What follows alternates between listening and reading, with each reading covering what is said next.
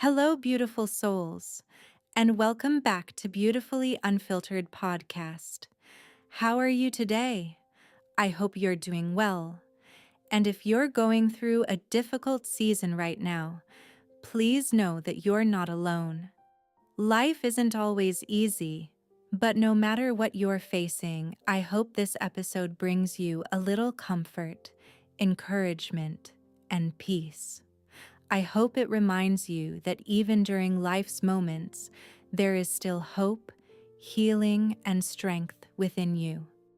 And today, we're talking about something that can break your heart and heal it at the same time. Why letting go doesn't mean you stopped loving them. Because one of the hardest truths we'll ever face is this: sometimes you can love someone with your whole heart and still know they're not meant to stay. We often think that if we truly love someone, we should keep holding on, keep waiting, keep hoping, keep giving chances. And if we choose to let go, then maybe the love wasn't real after all.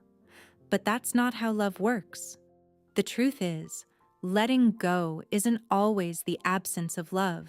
Sometimes it's the greatest proof that love existed. Think about it. If you've ever had to walk away from someone you loved, you know how painful it is. You don't wake up one morning and suddenly stop caring. You don't erase the memories overnight. You don't forget the laughter, the late night conversations, the dreams you built together. You carry those things with you. And that's what makes letting go so difficult. You're not just letting go of a person, you're letting go of a future you once believed in. The future where they stayed. The future where things finally worked out. The future where all the pain somehow made sense. And when that future disappears, it feels like a loss. A real loss. Sometimes people ask, if you still love them, why did you leave? But maybe the better question is, how much pain should someone endure just to prove they love another person? Because love should never require you to abandon yourself. Love should never demand that you sacrifice your peace, your dignity, your self-respect, or your emotional well-being just to keep someone in your life. And yet, so many of us do exactly that. We stay because we love them. We stay because we remember who they used to be. We stay because we keep hoping they'll become who we need them to be. We stay because letting go feels impossible, until one day we realize something important. Love isn't always enough, and I know that's hard to hear, but it's true. You can love someone deeply and still be unhappy. You can love someone deeply and still be hurt. You can love someone deeply and still recognize that the relationship is no longer healthy. Love matters, but so do trust, respect, effort, communication, consistency, and emotional safety. Without those things, love alone struggles to survive.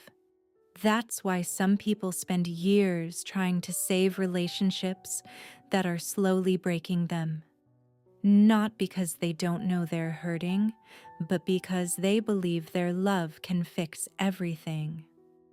Eventually, however, there comes a moment when your heart and your soul become tired, not because you stopped loving them, but because you've been carrying the relationship alone for too long. And that's when letting go becomes necessary, not because the love disappeared, but because the pain became heavier than the hope. One of the biggest misunderstandings about healing is the belief that moving on means forgetting. It doesn't. Moving on doesn't erase love. Moving on doesn't erase memories. Moving on doesn't erase the impact someone had on your life. Healing simply means you're no longer allowing the pain to control your future. You can still think about them. You can still miss them. You can still wish them well, and yet choose not to go back. That's what people often struggle to understand. Sometimes we mistake missing someone for needing them, but those are not the same thing. You can miss someone and still know they're not good for you. You can love someone and still know they don't belong in your life anymore. You can care deeply about someone and still choose yourself. And choosing yourself isn't selfish. It's necessary.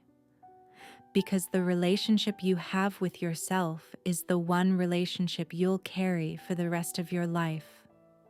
So if you're listening to this today and you're trying to let go of someone you still love, I want you to hear this. You are not weak for missing them. You are not failing because you're still grieving. And you are not a bad person for walking away. Sometimes the strongest thing you'll ever do is leave a place your heart still wants to stay. Sometimes the bravest thing you'll ever do is choose peace over attachment. And sometimes the greatest act of self-love is accepting that someone can remain in your heart without remaining in your life. Before we end today's conversation, I want to leave you with this. Letting go doesn't mean you stopped loving them. It means you finally loved yourself enough to stop holding on to something that was hurting you. And there is strength in that. There is healing in that. And one day, there will be peace in that. If this episode touched your heart, don't forget to like, comment, share, and subscribe for more honest conversations about love, healing, self-worth, and life.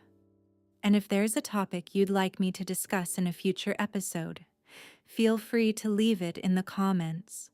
Some people are meant to be loved, remembered, and cherished, but not necessarily kept.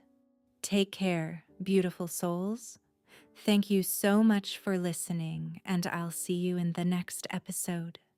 This is Maya from Beautifully Unfiltered Podcast.